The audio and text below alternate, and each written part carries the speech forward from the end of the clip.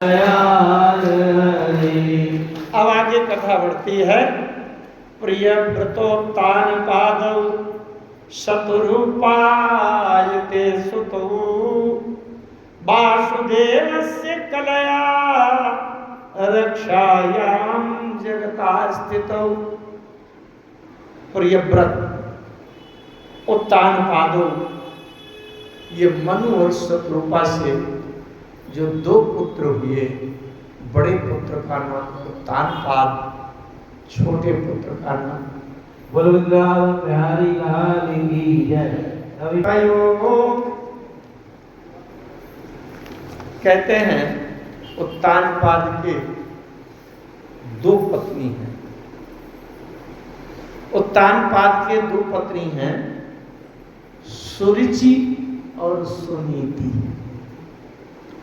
एकदा सुरुचे हे पुत्र मंकमारोप्य लालयन् उत्तमं नानुरुक्षन्त ध्रुवं राजाभ्यनन्दत।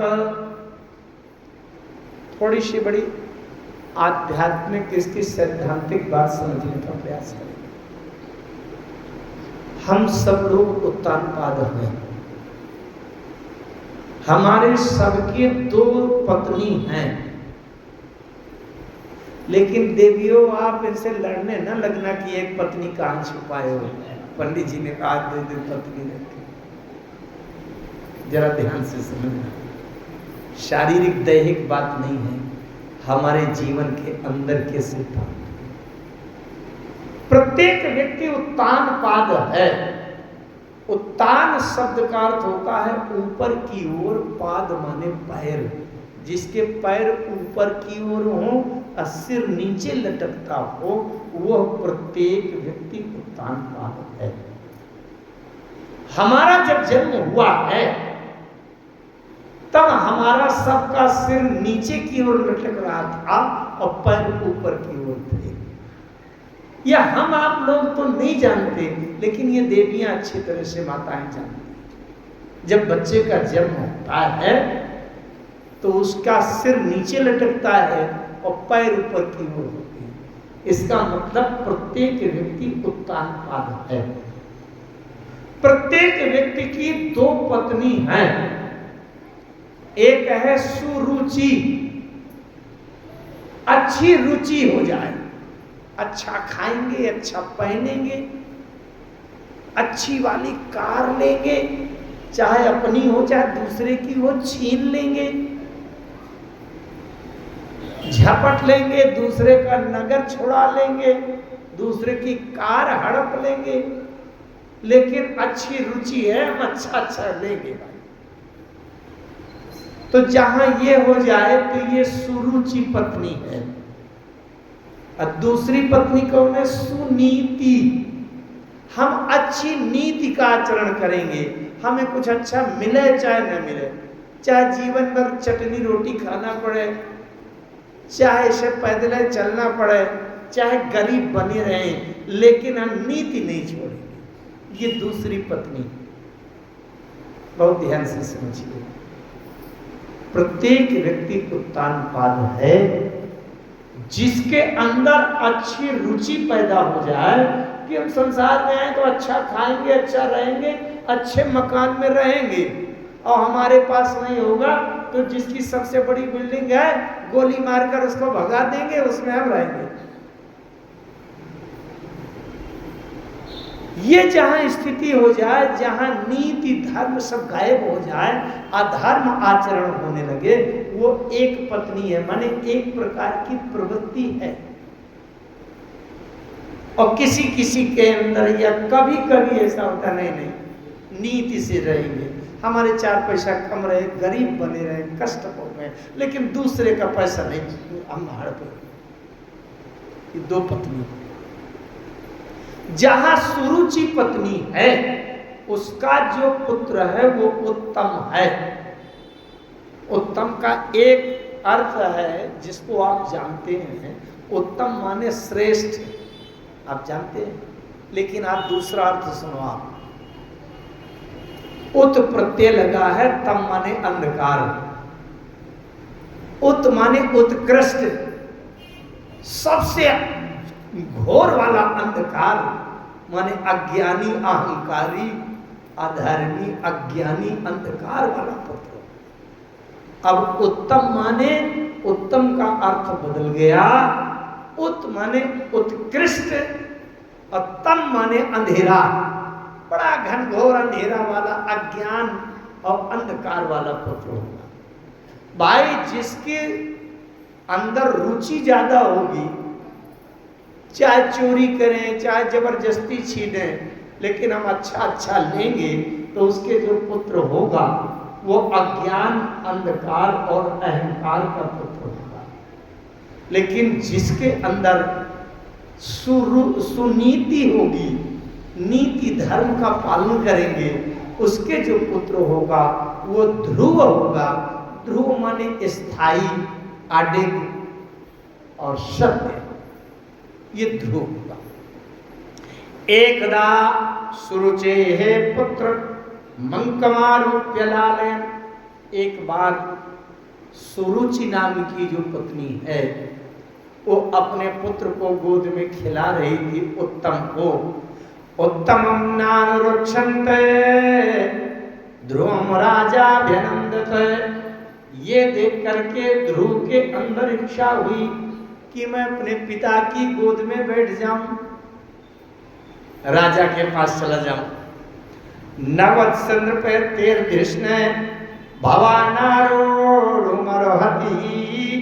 न गृहीतो मया यत्वं कोक्षावपि नृपात्मजा बालोऽसि बत नात्मानमन्ये स्त्री गर्भ संभृतम् नूनं वेद भवान् यस्य दुर्लभे अर्थे मनोरथा। जैसे ध्रुव जी पिताजी की गोद में बैठने के लिए आगे बढ़े, वैसे सुरुचि जो बड़ी वाली पत्नी थी उत्तानपाद की, उन्होंने ध्रुव का हाथ पकड़कर झटक कर नीचे उतार दिया। अभागी कहीं की पिता की गोद में बैठने का साहस करता है। अरे पिता की गोद में, इस पिता की गोद में बैठने के लिए पहले इस जन्म जीवन भर तपस्या करो, और जब तपस्या करते करते ये जन्म पूरा हो जाए तो अगले जन्म में मेरे गर्भ से जन्म लेना, तब इस पिता की गोद में बैठने का अधिकार भाग्य से तुमको मिलेगा। हट जा कहीं के। और इस तरह से झटक करके उतार दिया उसको। तपसा आराध्य पुरुषम तस्यावानुग्रहेण में गर्भे त्वं साधयात्मानं यदीक्षसि नृपासनम। स्पष्ट कह दिया सुरुचि ने, तपसा आराध्य पुरुषम, तपस्या के द्वारा आराधना करो, पुरुष माने भगवान की। तस्यैवानुग्रहेण में, उसकी कृपा जब मिलेगी, गर्भे त्वं साधयात्मानम, इस साधना के फलस्वरूप तुम मेरे गर्भ में आओगे, और जब मेरे गर्भ से जन्म लोगे तब यदीक्षसि नृपासनम, अगर तुम इच्छा कर रहे हो कि राजा की गोद में बैठ जाऊं, तो ये एक प्रयास है, यही उपाय है, इसके अलावा तुम्हें राजा की गोद नहीं मिलेगी। आगे कहते हैं कि ध्रुव बेचारे अभी छोटे से बालक थे, उन्हें क्या पता कि ये व्यंग है कि अहंकार है कि ईर्ष्या है कि क्या है। छोटा बालक बहुत निर्मल होता, इसलिए वो लौट करके अपनी माँ सुनीति के पास गए और सुनीति से कहा, माँ आज मैं पिताजी की गोद में बैठना चाहता था, तो बड़ी माँ ने कहा है मुझे वहाँ से उतार कर भगा दिया, और ये कहा पहले जाकर तुम भगवान की तपस्या आराधना करो, इसके बाद फिर तुम्हें पिता की गोद में बैठने का अवसर मिलेगा। छोटी माँ ने जब सुना तो देखिए सौत में बीच में विरोध ना हो, इसलिए छोटी माँ सुनीति ने कहा, बेटा जो कुछ बड़ी माँ ने कहा है तो माम मंगलम तात परे सुमंस्था भोंगते जनो यत् पर दुखस्ता। छोटी माँ अपनी माँ ने कहा, बेटा जो बड़ी माँ ने कहा है वो अमंगल नहीं हो सकता, वो झूठा नहीं हो सकता। तुम तो परम पिता परमात्मा की गोद तुमको मिल जाएगी और तुम उनकी तपस्या करो ना। तब वो छोटे से बालक ध्रुव भगवान की तपस्या करने के लिए निकल पड़े। आगे चले तो बीच मार्ग में नारद जी मिल गए। नारद जी ने देखा है जंगल में छोटा सा बालक, 4.5 साल की अवस्था थी उस समय ध्रुव की। नाधुनाप्यमानन्ते सम्मानं वापि पुत्रक लक्ष्यामा कुमारस्य शक्तस्य क्रीडनादिषु। जैसे नारद जी मिले, ध्रुव जी ने प्रणाम किया नारद जी के चरणों में और कहा कि मेरी माँ ने कहा है कि जंगल में भगवान जगत पिता रहते हैं, वहां जाकर के उनका ध्यान करो, उनका स्मरण करो, तुम्हें जगत पिता मिल जाएंगे, भगवान जगदीश्वर मिल जाएंगे। हे नारद जी, आप तो मिल गए हैं, आप युक्ति बताइए कि मुझे भगवान कैसे मिलेंगे।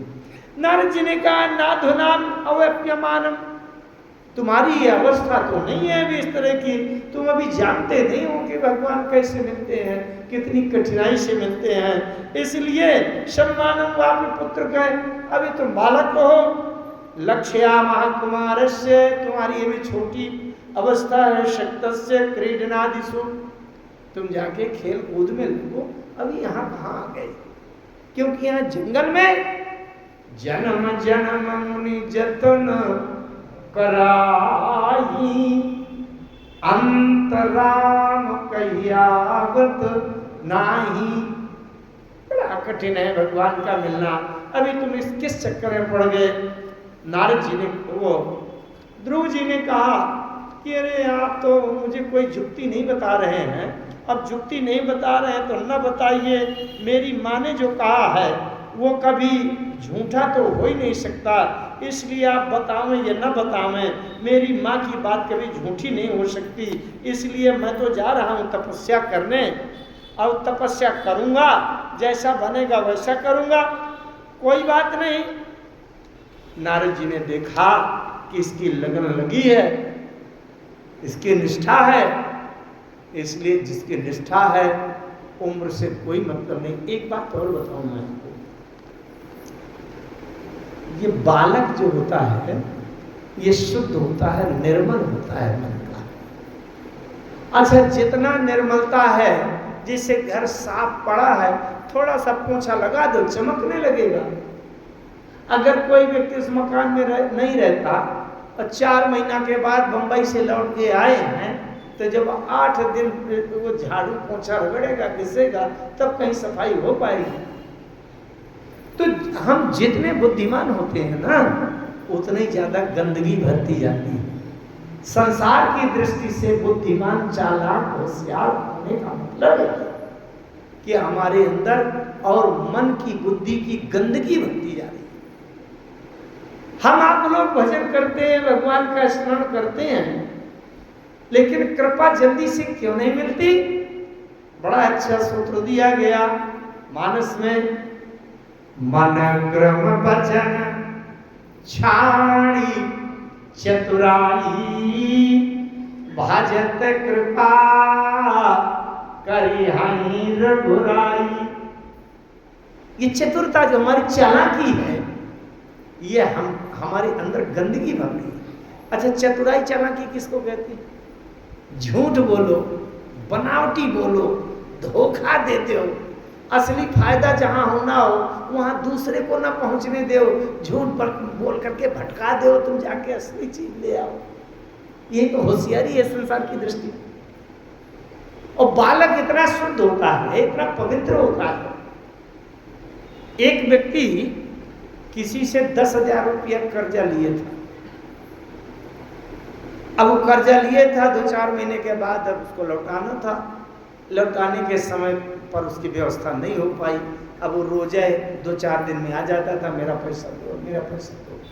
उन्होंने कहा हाँ कर रहे हैं। 2-4-8 बार वो मांग चुका। कभी कभी कुछ कड़ी बात भी बोलने लगा, नहीं जल्दी दो मेरा पैसा। एक दिन उसने देखा फिर से वो व्यक्ति चला आ रहा है पैसा मांगने के लिए, तो भीतर घुस गया और अपने छोटे से 3 साल के बालक से कह दिया कि जाओ दरवाजे पर बैठ जाना, ये आ रहा है, अगर मुझे पूछे तो कह देना कि पापा घर में नहीं है। अब वो आया, छोटा सा बालक दरवाजे में था, उसने कहा बुलाओ कहाँ गया पापा तुम्हारा। और बालक ने कह दिया पापा घर में नहीं है। उसने कहा अच्छा कहीं गए हैं क्या, सागर वागर? कि नहीं गए कहीं नहीं है, घर के भीतर कमरे में पड़े हैं, लेकिन पापा कह रहे हैं कि कह देना कि पापा घर में नहीं है। अब बोलो आप, कितनी निर्मलता है। ये बालक है, बालक के अंदर छल कपट झूठ नहीं है। ये झूठ चालाकी हम जितने होशियार बनते हैं ना, होशियार का मतलब क्या है?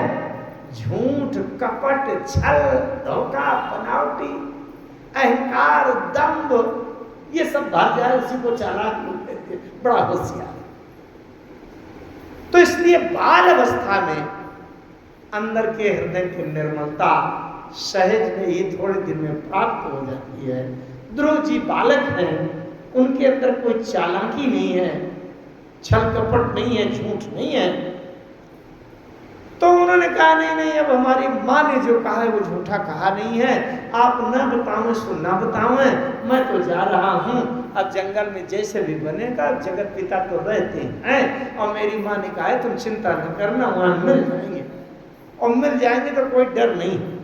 नारद जी ने जब देखा कि इनकी लगन निष्ठा बिल्कुल दृढ़ हो गई है, तब नारद जी ने उनको मंत्र दिया, पदम त्रिभुवनोत्कृष्ट जिगीषो साधुवर्त में ब्रूहम स्पर्धि पितृभिर ब्रह्मर्णैरप्य प्रतिष्ठितम धाम धर्मार्थ काम मोक्षाख्यम या इच्छेत् श्रेयम् आत्मना एकमेव हरिस्तत्र कारणं पाद सेवनम तत्तात् गच्छ भद्रं ते यमुनायास्तटं शुचि पुण्यम मधुबनम यत्र सानिध्यम नित्यदा हरे।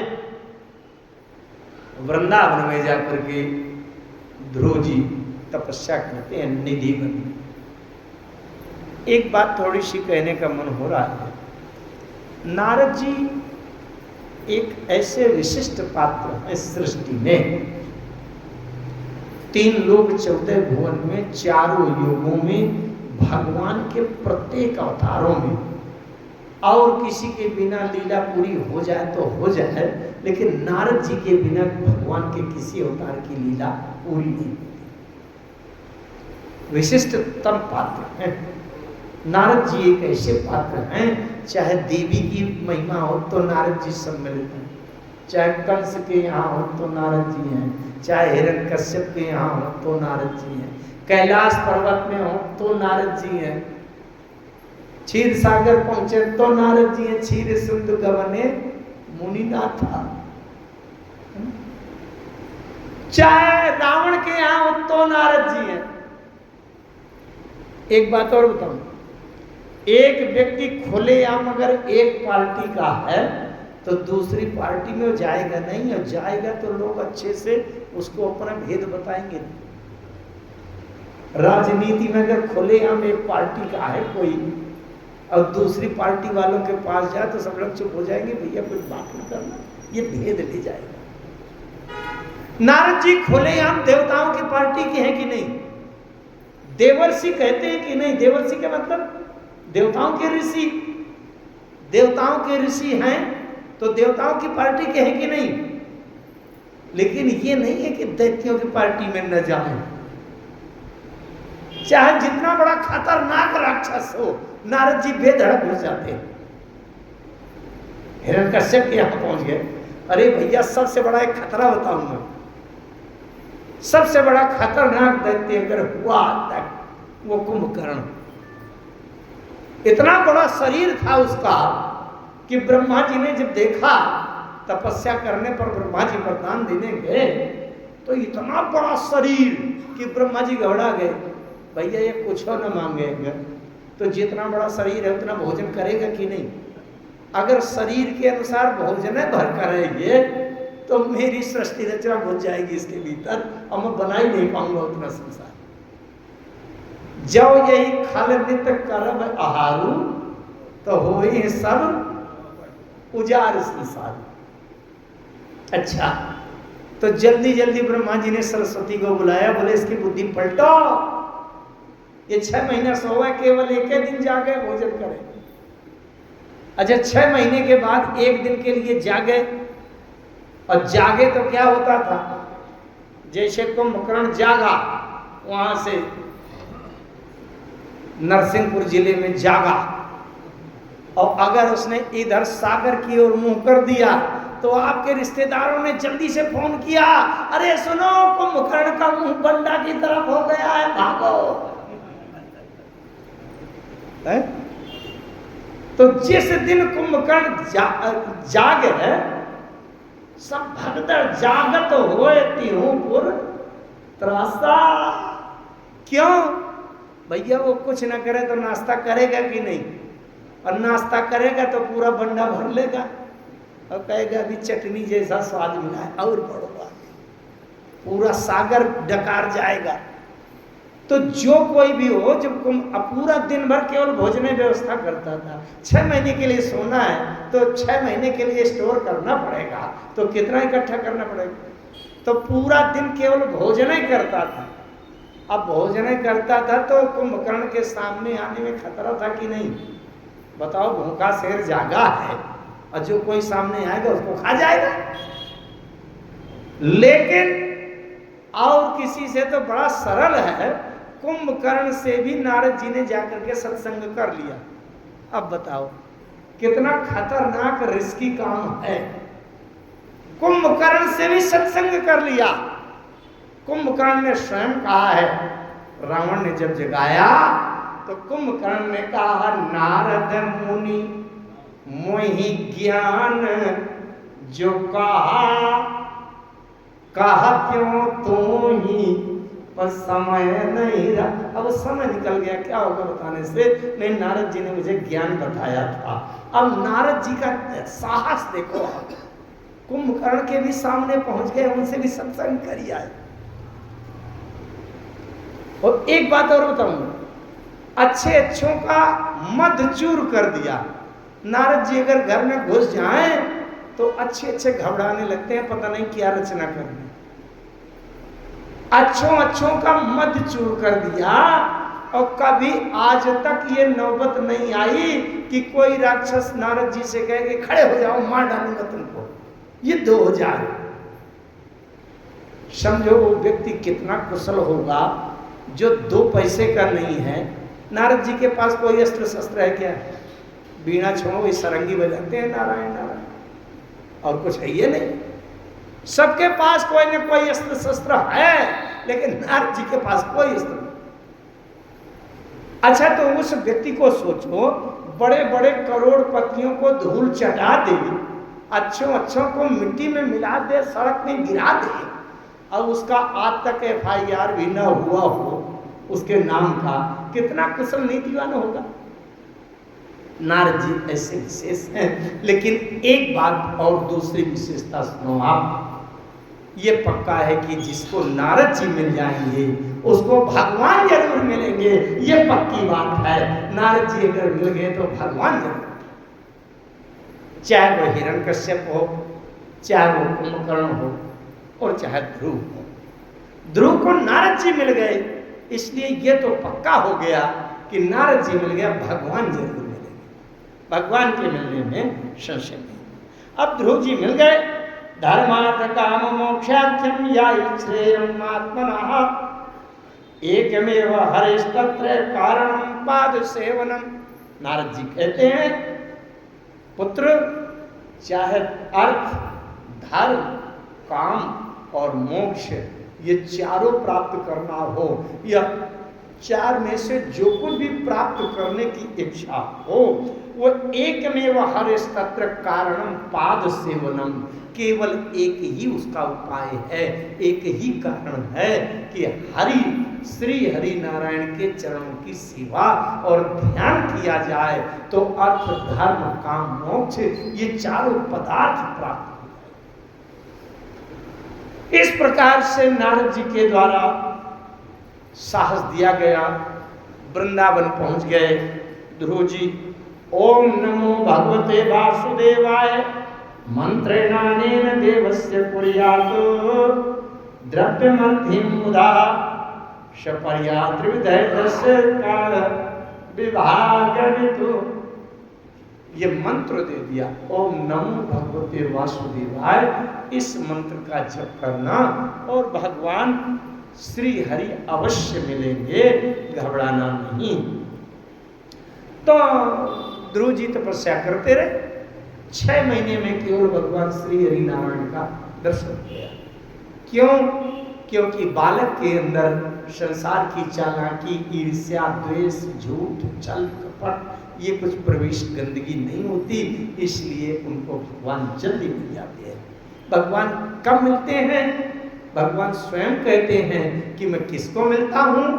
निर्मल मन जन सो मोहि पावा, अमोहि कपट छल छिद्र न भावा।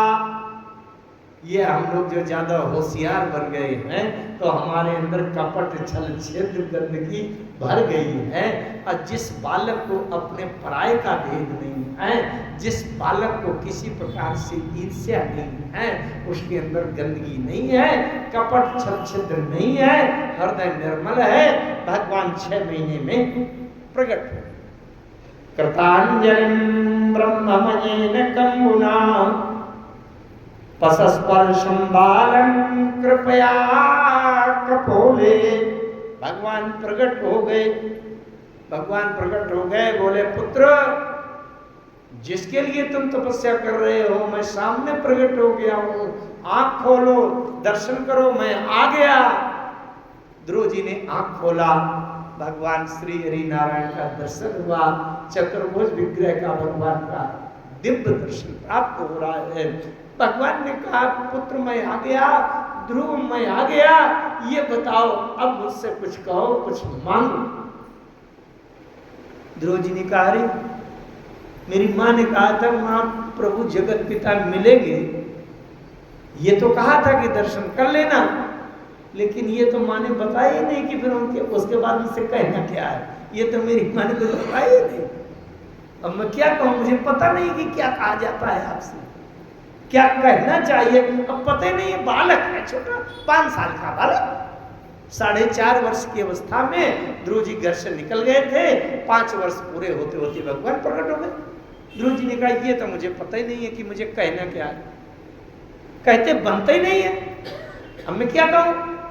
भगवान ने क्या किया, कृतांजलिं ब्रह्ममयेन कंबुना, कंबु माने शंख, तो स्पर्शम बालम कृपया कपोले, कपोले माने गाल।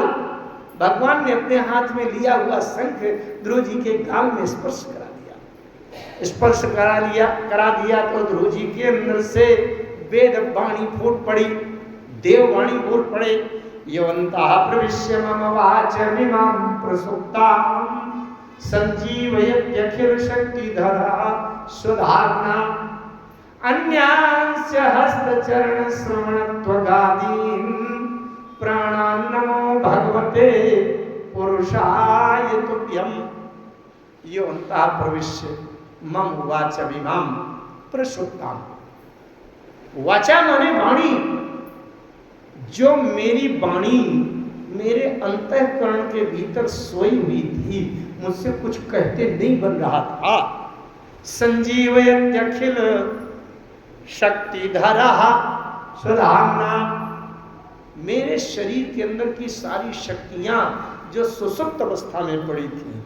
अन्यांश्च हस्तचरण श्रवणत्वगादीन्, हाथों में, पैरों में, त्वग माने त्वचा में, हर इंद्रियों में, हर अंग में जो चेतना शक्ति का संचार करने वाले हैं। प्राणान् नमो भगवते पुरुषाय तुभ्यम्, हमारे अंदर जो प्राणों का संचार करने वाले हो, हमारे अंदर की सोई हुई वाणी को जगा देने वाले हो। इसलिए नमो भगवताय, हे भगवान, हे पुरुषोत्तम, आपको नमन है, प्रणाम है, अभिनंदन है, समर्पण है। ये कह करके ध्रुव ने भगवान को नमस्कार प्रणाम किया, नमन किया। भगवान ने कहा ध्रुव मुझसे मांगो। ध्रुव जी ने कहा है आपके मिल जाने के बाद भी अभी कुछ कमी रह जाएगी क्या कि जो मांगना पड़ेगा? इसका मतलब आप अधूरे हो, पूरा तो वही हो गया जो मांगा जाएगा। अधूरे वाले से मुझे मित्रता नहीं करना, तो मांगना क्यों पड़ेगा? ध्रुव जी ने कहा कि मुझे कुछ नहीं चाहिए भगवान, आपका जो दर्शन मिल रहा है उससे इच्छाओं की तृप्ति पूर्ति हो रही है, मुझे मांगने की कोई इच्छा नहीं है। भगवान ने कहा नहीं ध्रुव, मैं कभी किसी को खाली हाथ नहीं जाने देता, मांगना ही पड़ेगा, मांगो। समाधिना नैक भवे नयत्पदम विदुषणं ददाय ऊर्ध्वरेतसा मासैरहं खड्विष मुख्य पादयो छायामुमेत्यागतः प्रथमति। भगवान अगर मांगना ही है तो मैं आपसे ये मांगता हूँ कि मैं कभी किसी से आपसे भी कभी कुछ ना मांगूं, ऐसी बुद्धि मुझे दे दीजिए कि मुझे मांगना न पड़े। भगवान ने कहा नहीं, संसार को ये कैसे विश्वास होगा कि ध्रुव को मैं मिला था, इसलिए संसार को विश्वास दिलाने के लिए मेरा प्रभाव आवश्यक है और तुमको वापस जाना पड़ेगा। इस प्रकार से भगवान ने ध्रुव जी को ये अपनी भक्ति प्रेम बहुत बड़े संपत्ति शक्ति सामर्थ्य दे करके वापस भेजा और ये कह दिया भगवान ने कि मैं ये वचन देता हूँ ध्रुव जी को कि मृत्यु तुम्हारे ऊपर जबरदस्ती नहीं कर पाएगी। जब भी तुम्हारा समय पूर्ण होगा तो मृत्यु आकर के तुमसे हाथ जोड़कर नीचे सिर झुकाकर तुमसे निवेदन करेगी, तो मृत्यु के सिर के ऊपर पैर रख कर करके अब तुम मेरे धाम को आओगे। मृत्यु का बस तुम्हारे ऊपर नहीं चलेगा, तुम मृत्यु के सिर पर पैर रख करके उसको ये इस प्रकार से आए और वहां देखा कि उत्तम का विवाह नहीं हुआ था, तो ध्रुव ने 1,30,000 यक्षों को मारा, क्योंकि उत्तम को यक्षों ने मार डाला था। तो उनका बदला लेने के लिए बड़ा श्रृंगार करने लगे।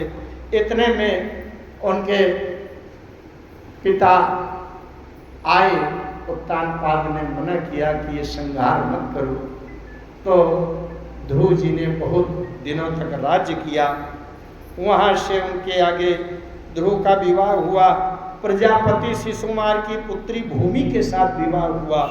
अब विवाह करने के बाद 1 कल्प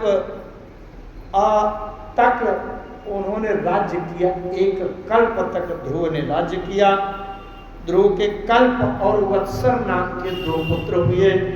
इसके बाद जब काल मृत्यु आया तो उसके ऊपर काल के मृत्योर मूर्धनिम पदम निधाय, मृत्यु के मूर्धा माने सिर के ऊपर चरण रख करके मृत्यु को धन्य कर दिया और सदैव भगवान के धाम को गए। और वो ध्रुव शब्द का अर्थ होता है स्थिर स्थायी। आकाश में इस संपूर्ण सृष्टि में केवल ध्रुव ही ध्रुव है। ध्रुव माने स्थिर। दूसरे अर्थ में कहें ध्रुव माने अक्ष। जैसे कोई पहिया घूमता है लेकिन उसकी धुरी जो होती है वो अपनी ही जगह पर रहती है, पहिया चक्कर काटता है। पूरी सृष्टि चक्कर काट रही है, पूरा आकाश मंडल घूमता है, लेकिन ध्रुव अपनी जगह पर स्थिर है। तो इस प्रकार से ध्रुव महाराज ने 36,000 वर्ष तक राज्य किया और फिर खट-त्रिंशत् वर्ष सहस्त्रम ससात क्षितिमंडलम भोगये पुण्यक्षम कुर्वन्न भोगैश्च शुभकरम 36,000 वर्ष तक राज्य किया। इसके बाद मृत्योर्मूर्धन्यं पदं दत्त्वा आरुरोहा तद्भुतं ग्रहम्। इसके बाद मृत्यु के ऊपर सिर के ऊपर पैर रख करके और भगवान के परम धाम को पहुँचते हैं। आगे इनके वंश की वंशावली है। ध्रुव से वत्सल से चाक्षुष मनु अंग वेन, उनकी जंघा से निषादों की उत्पत्ति हुई है। और आगे इनका बड़ा लंबा वर्णन है वंशावली का। चलिए अब आगे कथा को आगे बढ़ाते हैं। पृथु का चरित्र आया। पृथु को भगवान के अवतार के रूप में गिना गया है। उन्होंने पृथ्वी का दोहन किया। पृथ्वी से सारे औषधियाँ, सारे रस, सारे भोग्य पदार्थ उन्होंने महाराज पृथु ने पृथ्वी से दोहन करके उनसे निकाला है। इसके बाद पंचम स्कंद में चलते हैं। तो पंचम स्कंद में पुरंजनोपाख्यान है। पुरंजन का उपाख्यान पूरा अध्यात्म और दर्शन है, शरीर का दर्शन है। हमारे शरीर में रात और दिन, जन्म और मृत्यु, और हमारे शरीर को, जीवन को दिन, महीना, समय किस प्रकार से हमारी आयु को छीन कर रहे हैं, इसको दृष्टांत के द्वारा समझाया गया है। आइए अब पंचम स्कंद में चलते हैं। पंचम स्कंद में कथाएं बहुत हैं। गोविंद जय जय गोपाल जय जय, राधा रमण हरि गोविंद जय जय। गोविंद जय जय गोपाल जय जय, राधा रमण हरि गोविंद जय जय। गोविंद जय जय गोपाल जय जय, राधा रमण हरि गोविंद जय जय। गोविंद जय जय गोपाल जय जय, राधा रमण हरि गोविंद जय जय। गंगा की जय जय, जमुना की जय जय, गंगा की जय जय, यमुना की जय जय, सरस्वती त्रिवेणी की जय जय, सरस्वती त्रिवेणी की जय जय। गोविंद जय जय गोपाल जय जय, राधा रमण हरि गोविंद जय जय। गोविंद जय जय गोपाल जय जय, राधा रमण हरि गोविंद जय जय। राधा रमण हरि गोविंद जय जय।